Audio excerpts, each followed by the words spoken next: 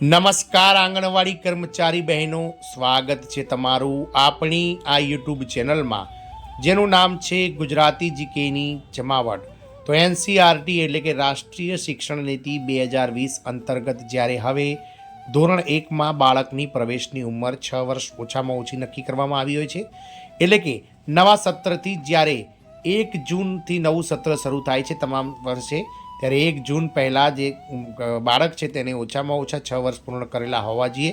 એટલે કે બાળકની જે જન્મ તારીખ છે તે 31/5 જે તે વર્ષની હોય તે અને 6 વર્ષ પૂર્ણ કરતા હોય તેવા બાળકોને ધોરણ 1માં પ્રવેશ મળે છે।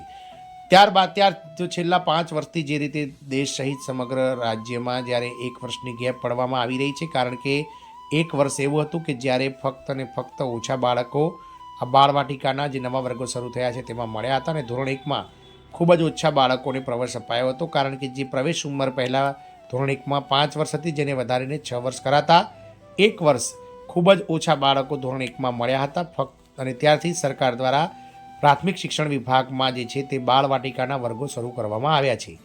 ત્યારે આંગણવાડી કાર્યકર બહેનો કે જેઓ 3થી લઈ અને 6 વર્ષના બાળકોને પૂર્વ પ્રાથમિક શિક્ષણ આપે છે અને તેવા બાળકો નર્સરીમાં જે છે તે બાળકોને તૈયાર કરે છે, તો આવા આંગણવાડી કાર્યકર બહેનોને ઈસીસી શિક્ષક એટલે કે અર્લી ચાઇલ્ડ કેર એજ્યુકેશન શિક્ષક બનાવવાને લઈ અને કેન્દ્ર સરકાર દ્વારા ગતરોજ એક પ્રસ્તાવ મંજૂર કરવામાં આવ્યો છે।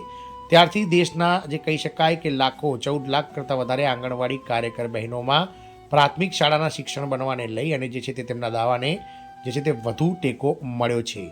ત્યારે ગતરોજ આ રાજ્યમાં મારું આંગણ મારું બાળકો મારા બાળકોમાં આંગણવાડી કાર્યકરોને નર્સરી શિક્ષણમાં તાલીમ આપવામાં આવી હતી અને ઈસીસી શિક્ષક તરીકે તેમની જે દાવેદારી છે તેને મજબૂત બનાવવામાં આવી હતી। જાણીશું આજના વિડીયોમાં વિગતવાર કે દેશની કઈ રાજ્યના કહી શકાય કે કઈ રાજ્ય સરકાર દ્વારા આંગણવાડી કાર્યકરો માટે જે છે તાલીમનું આયોજન કરવામાં આવ્યું હતું અને મારું આંગણું મારા બાળકો કાર્યક્રમ પણ યોજાયો હતો, તેને લઈ અને વિડીયોમાં વિગતવાર ચર્ચા કરીશું।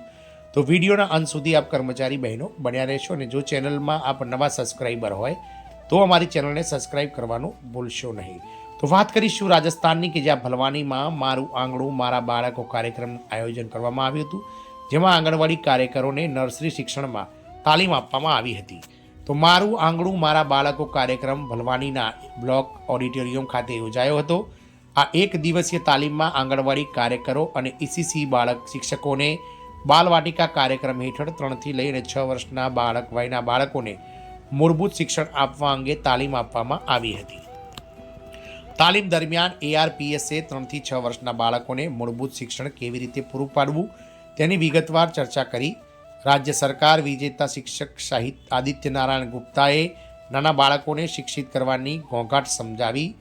તેમણે ભાર મૂક્યો કે આ બાળકોને તેમની માતૃભાષામાં અને રમતો દ્વારા શીખવાડવું જોઈએ, જેથી તે વધુ અસરકારક બને। કાર્યક્રમના મુખ્ય અતિથિ બ્લોક શિક્ષણ અધિકારી સત્યપ્રકાશ કુશવાહે જણાવ્યું હતું કે 3 વર્ષથી 6 વર્ષના બાળકોને શિક્ષણ આપવાની જવાબદારી આંગણવાડી કાર્યકરોના ખભા પર છે। આ માસૂમ બાળકોને ભવિષ્યના નેતા ગણાવતા તેમણે કહ્યું હતું કે આ બાળકો શિક્ષણનો પાયો છે, જો પાયો મજબૂત હોય તો ભવ્ય ઇમારતનું નિર્માણ કરી શકાય છે।